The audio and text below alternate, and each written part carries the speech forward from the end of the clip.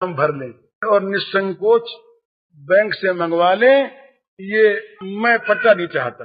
पट्टा लौट ही आया, हैंड नोट फट गया, रुपया मंगा लिया गया, पेमेंट हो गया और 2 महीने बाद उसने कमा लिए रुपए उनको वापस हो गया ब्याज समेत। अब ये कोई पूछे तो उनको किसने भेजा मेरे पास? वो नहीं आते, कोई रोज आते ही नहीं थे। उन्होंने हरिराम का नाम क्यों लिया? क्या जरूरत? मैंने पढ़ा है, एक बड़े अच्छे विश्वासी ईश्वर के हैं, उसका नाम है मिस्टर मुलर, इंग्लैंड में है, अभी है, जीवित है। उन्होंने, वो बड़े भगवत विश्वासी हैं, उन्होंने एक किताब लिखी है, अपनी घटनाएं लिखी हैं। वो लिखते हैं, एक घटना में एक जगह पर संतरा नहीं होता था, और संतरा वहां से बहुत दूर दूर मिलता था कहीं। एक बुढ़िया बीमार थी, उसको किसी ने संतरा बताया, तो क्या हुआ, वो सज्जन दूसरे स्थान से आए और जहाज पर चढ़ने के लिए चले जा रहे थे जेठी पर। दोनों तरफ भिखारी बैठे थे, उसमें एक बुढ़िया भिखारिन बैठी थी, वो दोनों हाथ यूं ऊपर किए हुए थी, अंधी थी, आंख नहीं, यूं हाथ किए बैठी थी। वो सज्जन वहां से एक निकले, दूर से आए हुए, जहाज में बैठे जा रहे थे। उन्होंने देखा इसके हाथ ऊंचे हैं, उनके पास 2 संतरे थे, वो लाए थे कहीं दूर से 500-400 कोस से। संतरे उन्होंने हाथ में डाल दिए। वो उस समय संतरे के लिए प्रार्थना कर रही थी भगवान से, ये भगवान कहीं संतरा आ जाए तो मेरा ठीक हो जाए। ये प्रार्थना तो करती है अब, और भगवान ने 4 दिन पहले से संतरा वहां से 2 भेजा, नहीं तो आज पहुंचता नहीं यहाँ पर। आगे से आगे एक घटना और सुनाऊंगा आपको, सच्ची घटना, इनसे विश्वास होता भगवान में। कलकत्ते वाले जानते होंगे सर कैलाश चंद्र बोस को, डॉक्टर कैलाश बाबू जानते होंगे लोग। ये कैलाश बाबू की अपनी कही हुई बात है। उन्होंने कहा कि मेरी माँ बीमार, बुढ़ी माँ रात को मरना सन्न हो गई, अब मरे, ये माँ की दशा। तो मैं माँ के पास बैठा और मैंने माँ से यूं ही पूछ लिया कि माँ जी कोई चीज की मन में आपके हो तो मंगवा दें। अब माँ जी ने तो अजब चीज कह दी। माँ जी ने कह दिया कि भाई अंजीर मिलता तो खा लेती। अंजीर, ये आज से लगभग 50-55 साल पहले की बात है। उस समय हवाई जहाज नहीं था, उस समय बंबई कलकत्ते रेल जाने आने में लगते थे 4 दिन, और कलकत्ते में अंजीर मिलता नहीं था, अब तो बहुत मिलता है। तो इन्होंने आदमी भेजा, कहा 1000 रुपया लग जाए कहीं से अंजीर मिले, अंजीर नहीं मिला। तो कैलाश बाबू ने कहा कि मैं उदास हो गई कि मेरे पास इतने रुपए और माँ मर रही, और माँ की मामूली अंतिम इच्छा वो मैं पूरी नहीं कर सका, हे भगवान। अब बोले, मैं रोने लगा, भगवान को याद करने लगा। रात के 11 बजे मैं रो रहा, याद कर रहा भगवान को। रात के 11 बजे नीचे से एक जमादार ने आवाज दी, डॉक्टर बाबू। तो मैंने सोचा कि किसी रोगी के यहाँ का कोई बुलावा होगा। मैं दुखी था, तो मैंने झुंझला के कह दिया कि नहीं खोलेंगे केवाड़, हमारी माँ बीमार है। तो उसने कहा नीचे से कि बाबूजी एक विशेष जरूरी काम है। तो बोले, मैंने ये कहा कि भाई कोई बीमार हो किसी और डॉक्टर को बुलवा लो, मैं नहीं आता अभी। उसने कहा कि बाबूजी बीमार कोई नहीं है, मैं एक चीज लेके आया हूं। तब मैंने किवाड़ खोले, तो वहां पर पहले एक फार्म था, त्रिभुवनदास हीराचंद कोई था, उनके पूर्वजों की कोई बात। अब वो फार्म है कि नहीं मुझे नहीं पता। तो कहा कि बंबई से वो सेठ आए थे, रात को 8 बजे पहुंचे, तो सवेरे वो रंगून जा रहे थे। उनके पास एक अंजीर की टोकरी थी, बंबई से लाए थे 4 दिन पहले। डॉक्टर से बड़ा प्रेम था, तो सोचा कि सवेरे तो हम 6 बजे यहां से चले ही जाएंगे, कि रात को ही भेज दें। तो अंजीर की टोकरी लेकर के वो जमादार आया था। जब उसने मुझे अंजीर की टोकरी दी तो बोले, मेरे हृदय में तो मुझे तो भगवान से मिलने से बढ़कर आनंद हो गया। अब मैं नहीं समझता कि ये व्यवस्था कैसे हुई। माँ मांगती है 4 दिन के बाद, मैं अंजीर के लिए रोता हूं 4 दिन के बाद, और अंजीर वहां से चलता 4 दिन के पहले। एक बार की बात है कि विश्वास के बात में सुनाता हूं आपको। कृष्णकांत मालवी ये मालवीय जी के भतीजे, ये इलाहाबाद जेल में थे, राजनीतिक कारणों से जेल से ट्रांसफर होकर ये बस्ती जा रहे। मेरा इनके पास तार आया कि हम ट्रांसफर होकर बस्ती जा रहे हैं और हमारे लिए खाने का सामान आप रेल पर भेज दीजिए। मेरे पास तार आया। तो क्या हुआ कि तार आया प्रेस में। अब तो हमारे प्रेस से और बगीचे में टेलीफोन है।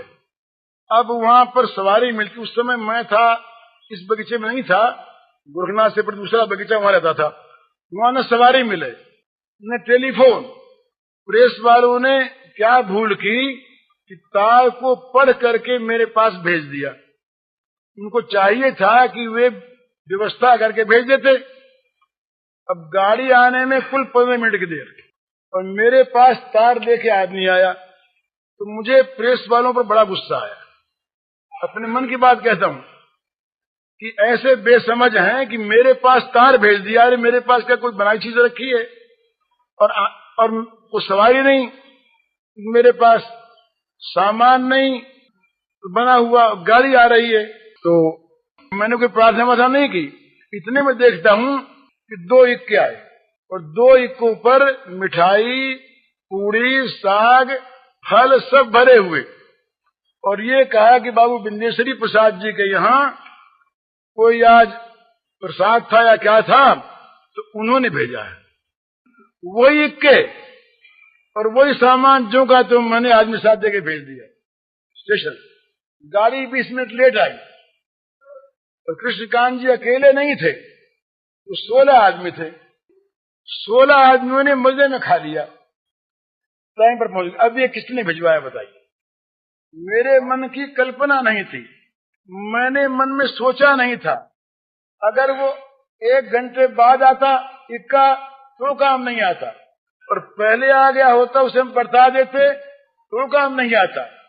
इक्के पर आया, साथ लेकर के आया और गाड़ी लेट हो गई, सबने खा लिया। ये मेरे कहने का मतलब ये कि हम लोग जो है ना, ये अविश्वासी हैं।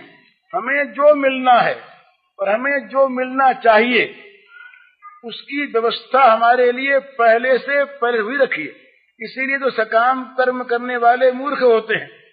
तो जो मिलना है, जैसे दुख अपने आप आता है वैसे सुख भी अपने आप आता है, और उसकी व्यवस्था पहले से पहले हुई रखी है। उन्हीं मुलर साहब ने ये बात लिखी, वो ठीक ऐसी ही बात है, इसी तरह की भोजन की। मुलर साहब के अनाथाश्रम में 250 अनाथ, और एक दिन उनके पास अनाज नहीं, रसोई नहीं बनी, तो 10 बजे घंटी बजती थी अनाथों के लिए। आखिरी 10 बजे आके सब बैठ जाते थे खाने को। पहली घंटी बजी थी 9:45 में, तो रसोईया आया, उसने कहा कि आज तो कुछ बना बनाया है नहीं, हम क्या करें? तो मुलर ने कहा घंटी बजा दो। रसोइये के मन में आया घंटी बजा दे, खाएंगे क्या? घंटी बजा दी। जब 5 मिनट कम रहे तो दूसरी घंटी बजती थी। तब फिर आया, बोले अब क्या करूं, अब तो 5 मिनट बाकी है। बोले बजाओ घंटी। घंटी बज गई। अब आखिरी घंटी बजनी है 10 बजे। 10 बजे वो फिर आया, बोले अब क्या करूं? तो कहा पूछते क्या हो, घंटी बजाओ। उसने सोचा कि कैसी, इस साहब का मन दिमाग खराब हो गया है कि ये घंटी बजा दूंगा मैं और तमाम वो अनाथ विद्यार्थी 250 आके बैठ जाएंगे, उनको मैं परोसूंगा क्या? बस घंटी बजी, उसने झुंझला के बजाई। बोले आज देखना मुलर साहब को, इनको क्या खाने को देंगे। घंटी बजी, अनाथ आके बैठे और गाड़ियों पर सामान आ गया। उसने ये बताया कि अमुक होटल में पार्टी थी आज, वो पार्टी किसी कारण से नहीं हुई, तो हमारे मालिक ने ये कहा कि भाई 10 बजे से पहले पहले ले जाओ वहां पर, तो काम आ जाए। तो सारा सामान हम लेकर के आए हैं। तो जो का तो सामान परस दिया गया, सबने खा लिया। बताइए ये व्यवस्था किसने की? हमने की, उसने की, मुलर साहब ने की। तो अगर हम भगवान पर विश्वास करें, ऐसी घटनाएं मेरे जीवन में कई घटी है, उन्हें कहने की आवश्यकता नहीं है। तो इतना बता दिया ना, इतना बता दिया कि मेरे जीवन में ऐसी घटनाएं घटी हैं, बहुतों घटी हैं, सब जगह आप लोग घटी होंगी, हम लोग देखते नहीं हैं। तो भगवान से प्रार्थना करने की, कामना करने की आवश्यकता नहीं। अगर अब भगवान देखते हैं इसको अमुक चीज देने में इसका लाभ है, तो पैसे व्यवस्था करके दे देंगे। अगर भगवान देखेंगे कि न देने में इसका लाभ है, इसके बेइज्जती में इसका लाभ है, तो नहीं देंगे। दूर से हंसते हुए देखते रहेंगे कि इसकी दवा ठीक हो रही है कि नहीं हो रही। वो दवा देते हैं भगवान, कहीं वैसी कहीं वैसी। तो इसलिए भगवान धन भी देते हैं, भगवान आके नौकर का काम भी करते हैं, और भगवान धन को हर भी लेते हैं।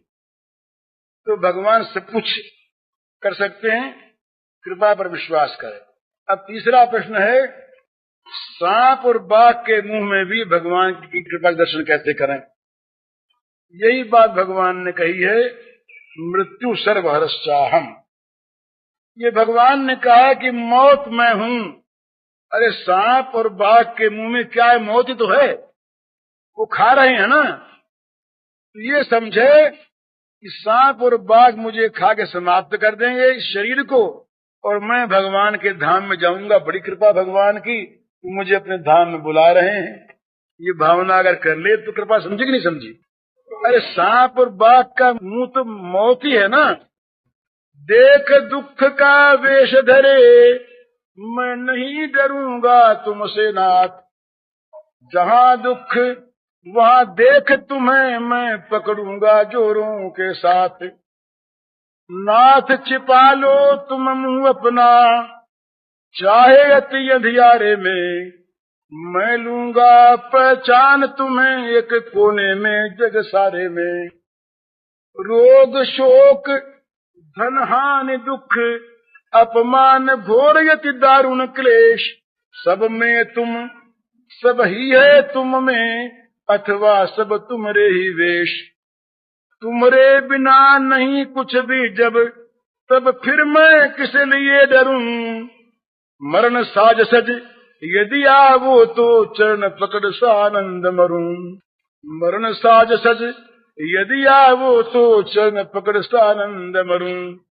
दो दर्शन चाहे जैसा भी, दुख वेश धारण करनाथ। जहां दुख वहां देख तुम्हें मैं पकड़ूंगा जोरों के साथ। हे प्रभु, आप बाघ के मुंह में बाघ का मुंह बन करके आए हैं, आप सांप का जहर बन करके आए। ये प्रहलाद ने कही, जब सांपों ने डसा तब प्रहलाद ने कहा ये इन सांप में हमारे भगवान हैं। ये चीज वहां भगवान की कृपा इस प्रकार माने। भगवान के लिए प्राण छटपटाने क्यों कर लगे, उनकी एकांत लालसा कैसे हुई? ये बड़ा सुंदर प्रश्न है। सबके जीवन में यही बात आनी चाहिए। ये बात अगर आपके मन में ठीक प्रकट हो गई है तो आप बड़े भाग्यवान हैं। भगवान के लिए प्राणों में छटपटाहट कैसे पैदा हो, और भगवान के लिए एकांत लालसा कैसे हो, ये प्रश्न ही भगवत कृपा के सूचक है। अगर सच्ची बात है, हमारे तो मनों में ये प्रश्न आता नहीं। हम तो ये प्रश्न रात दिन देखते हैं और मानते हैं, करते हैं कि ये भगवान कैसे हमारे संसार में हमारा काम तुम पूरा कर दिया करो, हमारा योगक्षेम खूब निभे, किस प्रकार से हमें जगत में सुख मिले, किस प्रकार से जगत की वस्तुएं हमारे पास रहें, किस प्रकार से और आ जाएं और बढ़ जाएं और मिल जाएं। हम तो यही चाह करते हैं। ये प्रश्न अगर उत्पन्न किसी के मन में हो जाए और वो अगर इस बात में संलग्न हो जाए कि मेरे प्राण हे भगवान कब छटपटाएंगे आपको मिलने के लिए, ये साधन है, तो भगवान क्या करेंगे? भगवान थोड़ा सा देखेंगे कि भाई ये जो लिखता है कहता है, ये छटपटाहट ठीक चाहता है क्या, मन में ये बीमारी चाहता है क्या? ये बीमारी है। भगवान के अमिलन का जो ताप है, भगवान के न मिलने की जो वेदना है, ये वेदना सबसे बड़ी वेदना है। और ये वेदना जिसके हृदय में जागृत हो जाती है वो महान भाग्यवान है। ये हमारे वल्लभ संप्रदाय के महात्मा लोग तो कहते हैं कि भगवान से मिलने के लिए ताप की आवश्यकता है। जब तक हृदय में ताप नहीं होगा, भगवान के न मिलने की दुख की आग जल न उठेगी। और वो आग, भगवान के मिलन की आग, जब हृदय की सारी कामनाओं को, वासनाओं को, बाहरी सारी ममताओं को फूंक न डालेगी, तब तक भगवान नहीं मिलते। सच्ची बात। सारी कामना वासना, सारा ममत्व, ये भगवान को मिलने की कामना अगर खा जाए, आग लग जाए, और ये आग अगर सबको स्वाहा कर दे। उस दिन मैंने कहा था कड़ी चीज तो है, भगवान का प्रेम उन्हीं को प्राप्त होता है जो सब कुछ जलाकर उसकी खाक को अंग में रमाकर उस खाक पर नाशा करते हैं, उनको भगवान का प्रेम मिलता है। जलाना नहीं पड़ता कुछ भी, जो अपनापन जो स्पर्श है उसको जला देना पड़ता है। ये जो ये मेरा, ये मेरा, ये मेरा, इस मेरे में आग लग जाती है, फिर मेरा न कोई रहे और न मेरा बनाने की चाह रहे। हम लोगों की तो ये बात है, हम लोग सारे जगत को खा करके भी फिर भी चाहते हैं और मिल जाए, और मिल जाए। महाशनो महापापमा दिन वैरिणम, भगवान ने कहा ये जो कामना है ये महाशन है, इसको खाते खाते इसका कभी पेट भरता ही नहीं। इसलिए ये चाह आपकी बड़ी उत्तम है, और ये चाह अगर है तो भगवान इस चाह को पूरी करने के लिए बाध्य है। और चाह भगवान देखेंगे और परखेंगे, चाह होगी तो पूरी कर देंगे। और बीच में अगर धन की चाह हो गई, बीच में अगर कहीं विपत्ति से छूटने की चाह हो गई, बीच में अगर उसके लिए कहीं चिट्ठी डालने की, लॉटरी फेंकने की चाह हो गई, जैसा लिखा था आपने हमको, तो भैया फिर भगवान नहीं मिलेंगे। भगवान अकिंचन वित्त है, अकिंचन नमो अकिंचन वित्ताय, जो अपने पास कुछ नहीं रखता उसके भगवान हो जाते हैं। और भगवान आश्चर्य कर्मणे हैं, भगवान के नाम आश्चर्य कर्मणे, जो काम कोई नहीं कर सकता, जिसको देख के मालूम होता है कि जादू हो गया, तिलस्म हो गया, क्या हो गया, ऐसा काम भगवान कर देते हैं जादू की तरह से। परंतु भगवान करते हैं कब? जब एकमात्र भगवान पर ही मनुष्य निर्भर करता है, उनके लिए छटपटाता है, तब उसका भार वो ले लेते हैं। ये इसका उत्तर है। काम के पत्र में आपने लिखा था कि जो संसार में पड़े हुए महान दुख पाते रहते हैं, संशय भ्रम रूपी हजारों बिच्छू जिनको काटते रहते हैं, उनके सब प्रकार के दुख संत मिला देते हैं। ये बात तो ठीक है, संत लोग जो हैं दूर कर देते हैं उन दुखों को। तो इसमें यही बात है जो हमने कही थी पहले, आपको संत मिल जाएं और मिलने पर अगर संत पर विश्वास हो जाए और संत के को सब कुछ अपना दे दिया जाए, धनवन नहीं, जो संत शिष्य से धन, स्त्री, मान इत्यादि मांगते हैं, वहां तो जरा संदेह कर लेना चाहिए। यद्यपि संत की सेवा में अगर हमारा धन लग जाए तो हमारे धन की सार्थकता है, परंतु मांगने वाले जो संत हैं, अभी आज दोपहर कोई एक दो भाई आए थे मेरे पास, कोई विद्यार्थी थे, उन्होंने ये बताया कि भाई एक कहीं संत आए और उन संत ने सबको बैठा लिया, सबको जल देते गए और कहते तुम हमारे चेले, तुम चेले तो तुम्हारा पाप हमने लिया, तुम चेले तुम्हारा पाप हमने, तुम चेले हमारा तुम्हारा पाप हमने लिया। और फिर उनसे सब कुछ मांगने लगे वो, और गांव वाले सब तो बोले उनकी कोपनी धो धो करके लोग पीने लगे। ये जो अनाचार है ना, इससे तो सावधान रहें।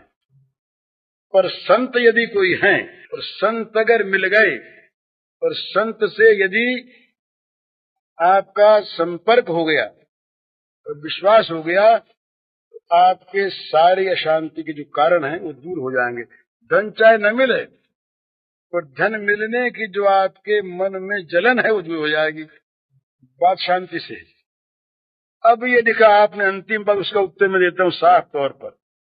आपने लिखा कि मैं आपको संत मान करके आप शरण में आऊंगी, ये सर्वथा झूठ है। इस वहम को आप निकाल दीजिए। मैं सौगन खा के कहता हूँ मैं संत नहीं हूँ। मेरे में इतने दुर्गुण हैं, इतने दोष हैं जो शायद आप लोगों में नहीं होंगे। ये तो भगवान की कृपा है कि मुझे निभा रहे हैं, मुझे संत मानने वालों को मैं सावधान कर देता हूँ, मुझे अगर वो संत मानेंगे तो भूल में रहेंगे, भ्रम में रहेंगे। कमजोर प्राणी हूँ मैं, मेरे जीवन में मेरे क्या क्या दोष हैं, क्या क्या मेरे कमजोरियां हैं, दुर्बलताएं हैं, इनको मैं जानता हूँ, आप नहीं जानते। मैं अपनी दुर्बलताओं को देखकर, कमजोरियों को देखकर इस साफ तौर से घोषणा कर देना चाहता हूँ कि मुझे संत मानने वाले सर्वथा सर्वथा भूल में, और उनको नहीं मानना चाहिए। बिल्कुल संत कोई होंगे, संत जो होते हैं उनको मानना चाहिए और भगवान को मानना चाहिए। मैं किसी का कोई संत बने के नाते भला नहीं कर सकता, संत बना मेरे में है ही नहीं। सलाह दूंगा मित्रता के नाते, बता दूंगा, पर बिल्कुल बिल्कुल हरगिज संत नहीं, महापुरुष नहीं, महात्मा नहीं, कुछ नहीं, साधारण प्राणी, कमजोरियों से भरा हुआ। आपको महाराज क्या पता है मेरे मन में क्या क्या दोष आते हैं, क्या क्या दोष थे मेरे मन में, आप कोई नहीं जानते। सत्य कहता हूँ, इसलिए संत मुझको तो कोई मानता हो, आपने ये लिखा तो मैं नहीं कहता इतनी बात, ये कहना भी अपना विज्ञापन करना है, और इस कहने में भी शायद वासना मन में हो कि ये कितना अच्छा आदमी है जो अपने को संत नहीं मानने कहता, इसको संत मानना चाहिए, ये वासना मन में रह सकती है। अपनी बड़ाई का विरोध करने में भी बड़ाई की इच्छा रह सकती हो, तो अंतर्यामी जानते मेरे मन में क्या है, बड़ाई की इच्छा है या नहीं, पर रह सकती है, अंतर्यामी जानते हो सकती है। तो इसलिए ये बात आपने लिखी इसलिए कह दी, लेकिन ये सत्य बात है, अगर संत है कोई, और अगर संत का कोई ठीक विश्वासी है, और अगर संत को संत ठीक मानता है, और अगर उसके संपर्क में आ गया है, तो उसके दुखों का नाश अवश्य होना चाहिए। ये शास्त्र के वचन। ये स्कंद पुराण में आया, एक कथा आई कि संत किसी के पास खड़े हुए थे और उनके सामने वो मर गया, संत ने अपने हाथ से उसकी चिता जला दी, उसका उद्धार हो गया। तो संत का मिलन, संत का दर्शन, संत की प्राप्ति, ये अमोघ है, अमोघ है। दुर्लभो गम्यो मोघश्च, नारद जी का सूत्र है कि संत का प्राप्त होना दुर्लभ, बिन हरि कृपा मिले नहीं संता। संत का प्राप्त होना भगवान कृपा से होता है, यो संत गए गरी नहीं फिरते, और फिरते हैं तो अगम्य हमें पहचानते नहीं है। संत का मिलना मुश्किल, और मिलने पर संत को पहचान लेना बड़ा मुश्किल। हम अपने कांटे पर संत को जब तोलने जाएंगे तो संत नहीं तोलेगा, लेकिन संत का अगर मिलन हो गया वास्तव में तो वो अमोघ है। ये नारद जी के वचन है, मेरे वचन नहीं। दुर्लभो गम्यो अमोघश्च, संत की प्राप्ति दुर्लभ है और संत की प्राप्ति अगम्य है, पहचान में नहीं आती, और संत की प्राप्ति अमोघ है, कभी व्यर्थ नहीं जाती। अब इसका कुछ भी अर्थ लगावे, कोई ये माने कि भगवत प्राप्ति के सब कुछ व्यर्थ ही है, वो तो अर्थ लगावेगा कि भगवत प्राप्ति हो जाएगी। और जो कुछ भी प्राप्त होने को ही मान लेता कि भाई व्यर्थ नहीं, कुछ तो मिल गया, वैसा अर्थ लगावे, उसके लिए ये अर्थ हो सकता है कि भाई संत के मिलने से कुछ इंतकरण की शुद्धि हो जाएगी, कुछ मिल जाएगा, कुछ भाव अच्छा हो जाएगा। ये अपने अपने भाव से अर्थ लगाने, वो अर्थ भी लगावे तभी हज नहीं है। तो संत मिलन का फल तो ये अमोघ, इसमें कोई संदेह नहीं। ये आपके 5 प्रश्नों का उत्तर है। तो ये कौन कहता है कि आप झूठ कहते हैं? ये मेरे मन की तो मैं जानता हूँ ना, आपको क्या पता।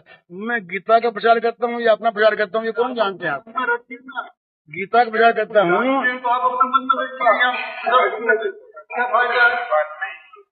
यदि आपको श्रद्धा है तो देखिए आप कीजिए मत, देखिए ऐसी बात है, ज्यादा बैठ के देखिए ऐसी बात है कि गीता